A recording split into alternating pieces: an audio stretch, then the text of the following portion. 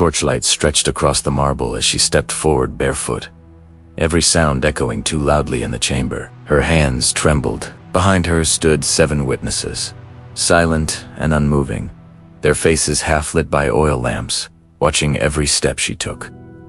She had been told this was custom, that every bride before her had done the same. That refusal would disgrace her family forever. What no one explained was what the custom actually demanded. Not until the cloth was drawn back, not until she saw what waited beneath it. The year was 89 CE. During the reign of Emperor Domitian, an 18-year-old Roman bride named Flavia Tircia was about to learn that Roman marriage was nothing like the public celebration, the saffron veil, the walnuts tossed for fertility, the smiling procession through the streets. What happened afterward? Behind closed doors, in front of witnesses whose testimony could later be used in court, was something else entirely. Something Roman writers struggled to describe. Something early Christians would later try to erase completely. Before we go further, I'm curious, where are you watching from right now? It still amazes me that a ritual from nearly 2,000 years ago can reach people across the world today. Tell me in the comments. The procession itself had followed tradition perfectly. Flavia wore the flame-colored veil that marked her as a bride. Her hair was divided into 6 braids, bound with wool, exactly as custom required. The sacrifice at the temple had gone well. The entrails showed favorable signs. Her father signed the legal documents transferring authority over her from himself to her husband, using the ancient formula that made the marriage binding under Roman law. Flavia spoke the ritual words. Every bride was taught, "Where you are Gaius, I am Gaia." It meant she was no longer herself. She now belonged to her husband Marcus. Petronius Rufus, a grain merchant 25 years older than her, a man she had met only 3 times. But that ceremony was only the legal beginning. What mattered came at the end of the torchlit walk through Rome, the streets inside a house she had never entered, in a room where witnesses were already waiting. That was where the real transformation happened. That was where Roman law claimed her body. As they walked, the crowd shouted obscene songs, as tradition demanded. The verses were crude, graphic, describing what would happen that night in brutal detail. Young men yelled suggestions that made Flavia's face burn beneath her veil. Her mother said the songs were meant to ward off evil through embarrassment and laughter, but her mother was not laughing. That morning, while arranging Flavia's hair, she had wept. Her final words were barely whispered. "Do not resist. Whatever they ask, do not resist. It only makes it worse." When they reached Marcus's house, darkness had fully fallen. Woolen greenery decorated the doorway. 2 torches burned on either side, marking a lawful consummation. Someone threw walnuts at her, a fertility blessing that felt more like ridicule. Marcus lifted her over the threshold, as custom required. Officially, it was to prevent bad luck if the bride stumbled. Unofficiari, it echoed a far older idea that women were carried into marriage whether they wished it or not. The door closed. The noise outside faded, and Flavia saw what awaited her. An elderly woman in ceremonial dress there, Pranuba, whose role was to oversee everything. A priest of unclear affiliation. 3 female slaves carrying basins and clods. An older man with a leather case of medical tools at his feet. And in the corner, draped in fabric, a wooden structure nearly 4 feet tall. The Pranuba grasped Flavia's hands firmly, almost restraining her. "The sacred rites must be completed," she said. Here is what is rarely explained about Roman marriage. It was not centered on love. It was a property transfer, documented and witnessed like the sale of land or livestock. Roman law defined marriage as conventio in mana, coming into the hand. A woman passed from her father's control into her husband's. Earlier Roman law granted husbands power comparable to that over slaves, even theoretically life and death. By Flavia's time, the law had softened. Women could own some property. Divorce was possible, but the core principle remained unchanged. Marriage transferred authority over a woman from one man to another, and every major transfer required verification. Think of how Romans sold land. Witnesses observed. Boundaries were inspected. Rituals invoked divine approval.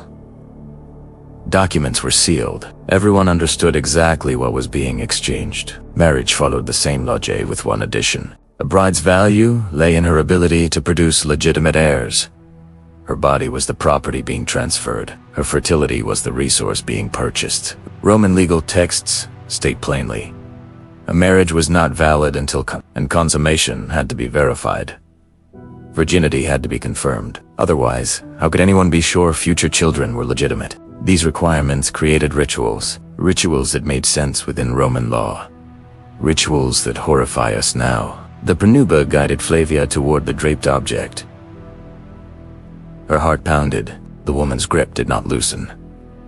"You must greet mutinous Teutonus," she said. "You must ask his blessing." Flavia pulled away the cloth. Beneath it stood a wooden figure carved with unmistakable anatomical detail. Not a small charm. Not a symbolic token. Its size and shape were deliberate. Mutinous Teutonus was a Roman fertility deity associated with sexual initiation. We know of him because ancient writers mention him always briefly. Always uncomfortably. Centuries later, St. Augustine condemned the practice outright, writing that Roman brides were required to sit upon the god's image before consummation, in full view of witnesses. Other Christian authors called the ritual too shameful to describe. Earlier pagan writers mentioned the deity more cautiously, using language that implied physical contact without spelling it out. Modern historians sometimes soften this, suggesting a symbolic gesture. But the original language doesn't support that. Words used imply mounting, not sitting. Participation, not symbolism. The ritual's stated purpose was fertility. Its real function was preparation.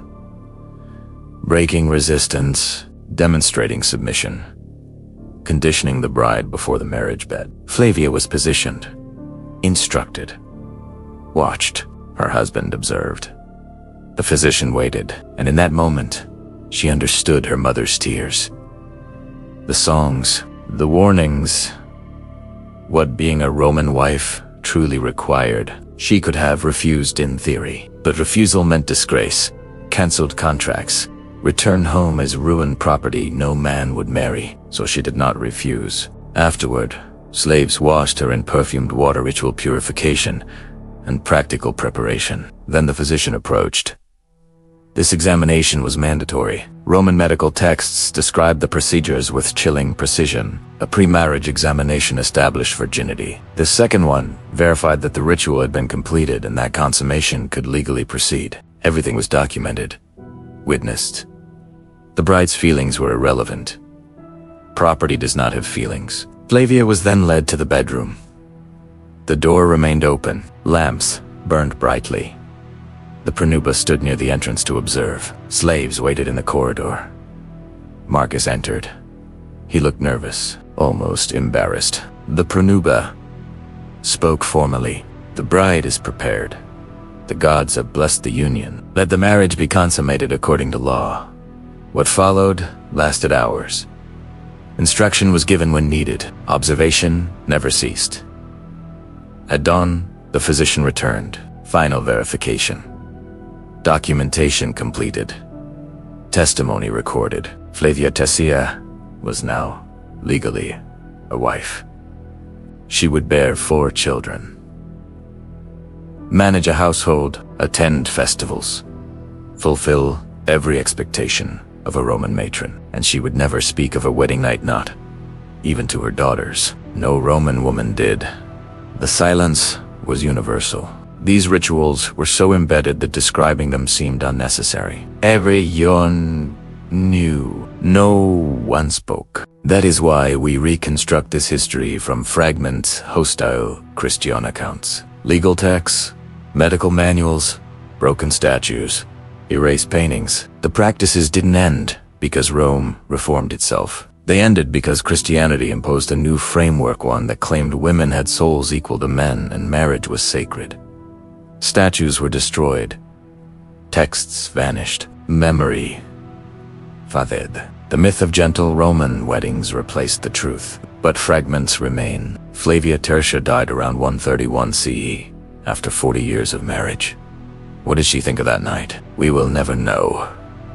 Roman women did not leave records. What remains is the evidence of what was done to them and the silence that followed. Rome built law, order, and empire. It also built systems of control that treated women as property. Both things are true, and history is uncomfortable because of it. If you want more stories like this, truths buried beneath these are the histories they didn't teach you.